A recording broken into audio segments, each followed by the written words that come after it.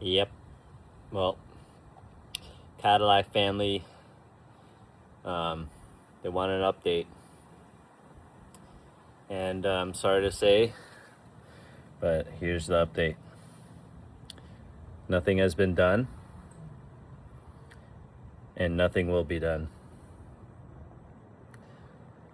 Basically, if I don't spend $1,500 out of my own pocket to fix it, it's not going to get fixed. I understand that the dealership that I bought the vehicle from can't just fork out money to get the repair done. I'd assume that would go up higher to Cadillac themselves, right? It is their car. They're the ones that decided to do a plastic bullshit mount that drills into your $100,000 front bumper instead of a no drill mount that they could have manufactured for cheap. This is literally garbage plastic. There's tons of them that go on the grill, hook into lots of different areas, honestly. That's besides the point. The repair supposedly is $3,000. I don't know how they get that number. They'd probably have to explain it better themselves. At this point, I really don't really care, because I could go get a whole Blackwing upgraded front clip and a bunch of carbon fiber parts for fucking $1,500. So maybe even $3,000 for a bunch of cool other things too. Like, I don't even know why I would bother spending money paying them to paint my front bumper. I could probably get a carbon fiber front bumper for the same price that they're asking to repaint a little piece, because I'm pretty sure this piece here is separate from the rest too. So it's basically you're taking off this piece and replacing it with a new piece, or fixing these holes, one or the other. And to me, neither of those repairs are $1,500 worth of anything. Understand like labor and whatever, but honestly, it's not on me to pay for something that was done to my car prior to me buying it that shouldn't have been done. It doesn't matter whether you guys do this all the time or not. Just no one's pointed it out before. It is damage. Whether you see it as damage or not, it is damage. And you say, or Cadillac's told me, sorry, that they don't do it on their V's, but I have friends that have V's and they've been drilled into as well, and that's just sad. Like, the pride, there's none.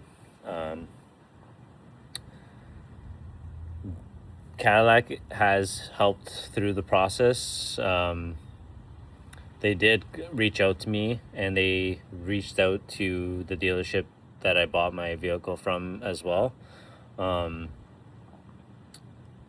Nothing has really came from that to make me happy. I really don't think they've done enough, to be honest.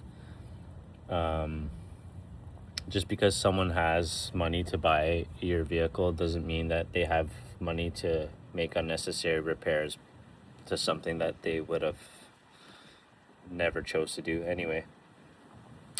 I'm just rambling on now, but that's the gist of it. Nothing really is getting done. And to be honest, if I'm going to spend the money to repair it, it's not going to be through GM. I'm just going to do it myself.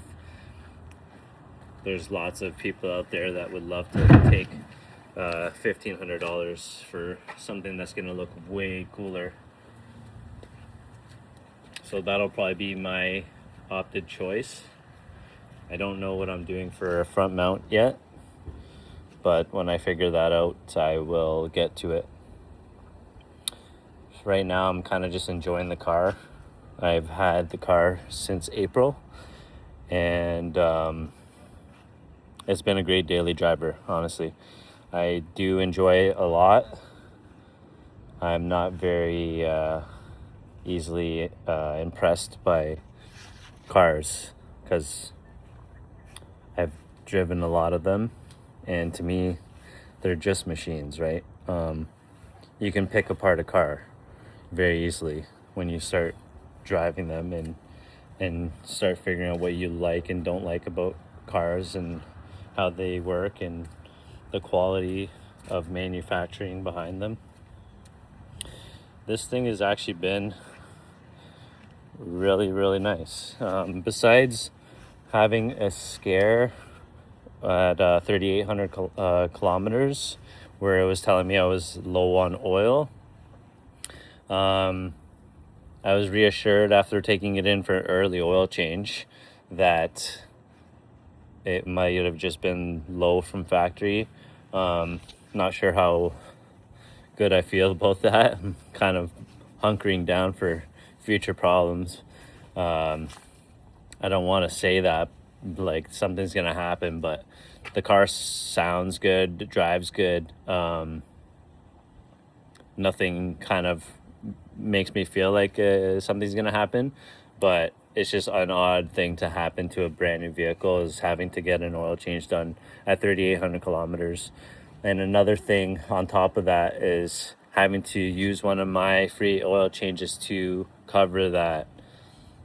So it's like another thing where Cadillac is making me go out of my way to deal with one of their issues of their vehicle. So it's just one of those things where I'm gonna bring things to light that I really don't appreciate from dealerships and brands in general.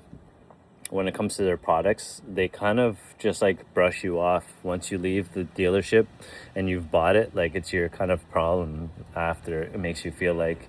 And I felt like this before when I bought my 21 Silverado. Just as soon as you leave the door after buying it, you're no longer treated like VIP.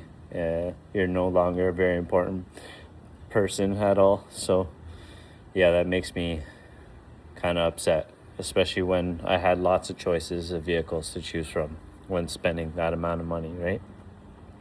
I won't say that I'm regretting this purchase. It is very, very cool, very, very fun car. I do wish I could hoon it a little bit more. It is like a GTR kind of style car where it's like very race car feel, very computerized, and I'm a manual kind of guy. Rear wheel drive would have been my go-to, even though I'm here in Canada, but it's not for me, it's for my wife. I need her to be safe with Amelia in the back, so yeah. But that's the sacrifices you make as a Papa Dukes. Anyways, I got my toy. This is it.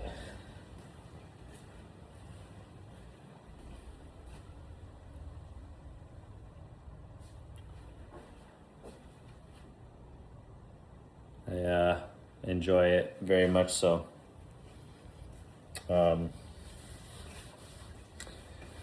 This hat is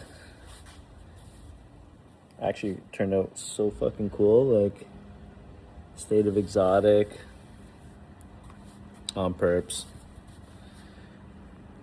It's this away. Anyway, just chilling. Thought I'd give a little update on the Caddy and how I love it, hate it, all at the same time. It's been really fun to own and really expensive to own. Gas guzzler. gas guzzler, especially if you have a heavy foot like me. Gas guzzler.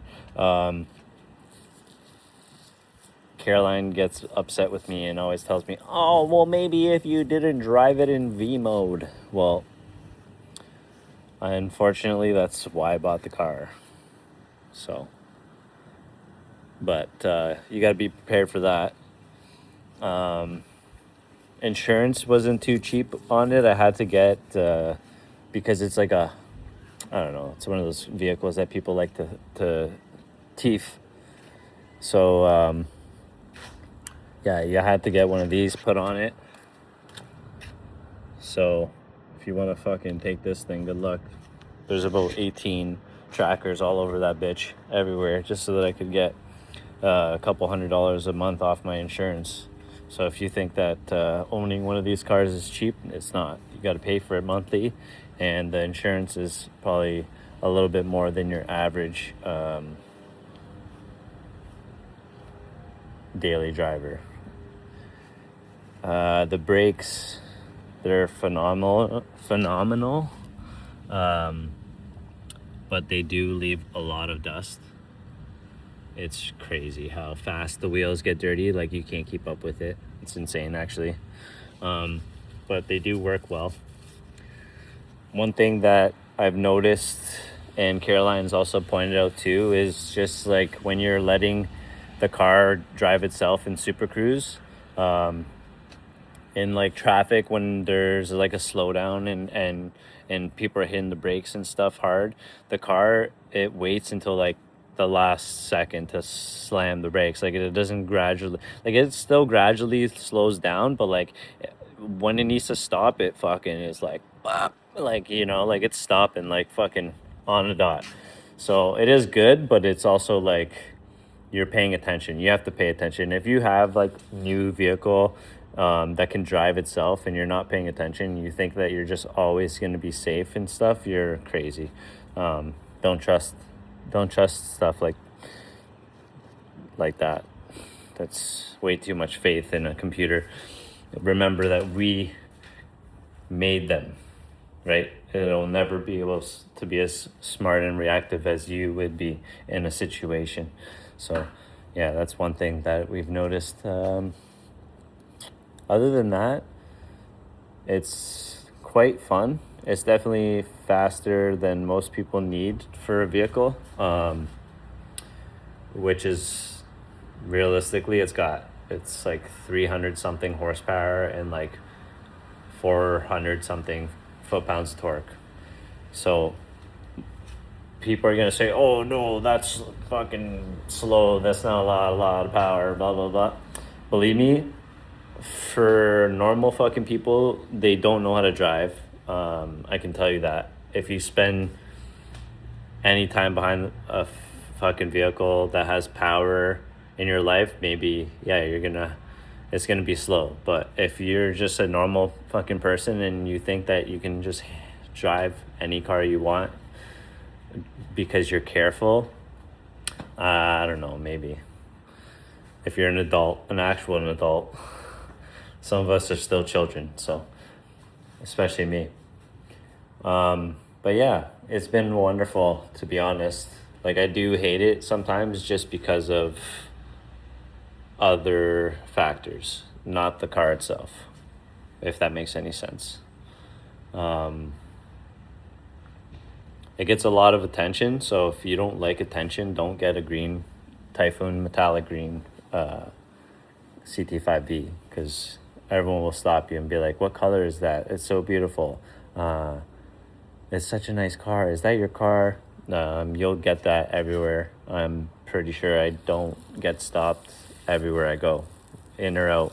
When I'm coming into a store, when I'm going out, someone will find me and ask me if that's my car, and then proceed to ask me questions or tell me how much they love it.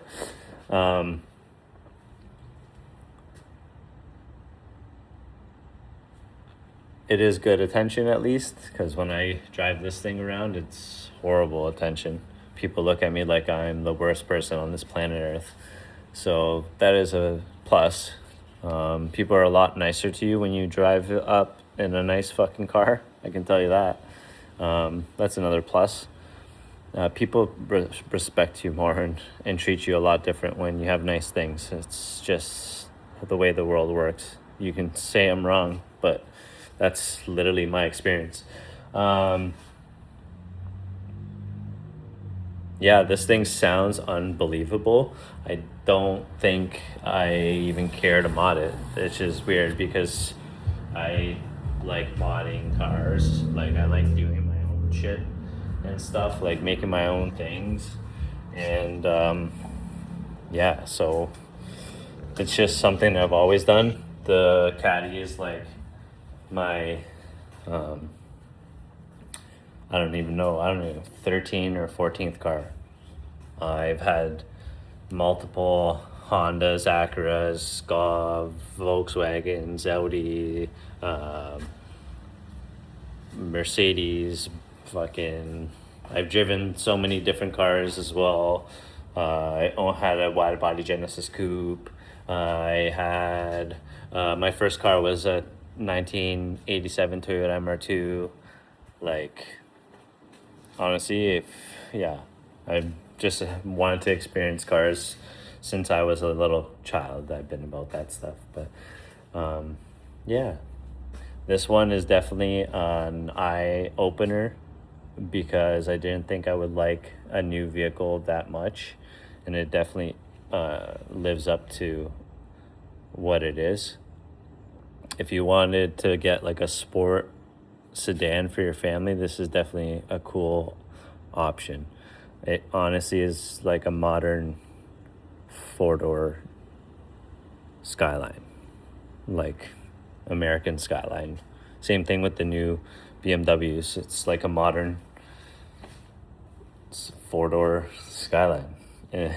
They're all inline six or V6 engines, right? So this got a V6 twin turbo, and it handles pretty sweet. Honestly, it does. It's got Michelin Pilot Sport 4S's on it, and they're a great tire. Even in the rain, it was having a hard time getting this thing to let the front not hook so I could spin it around. It's definitely fun as fuck, especially with the launch control and stuff. I do enjoy it quite a lot. Anyways, the bumper's fucked.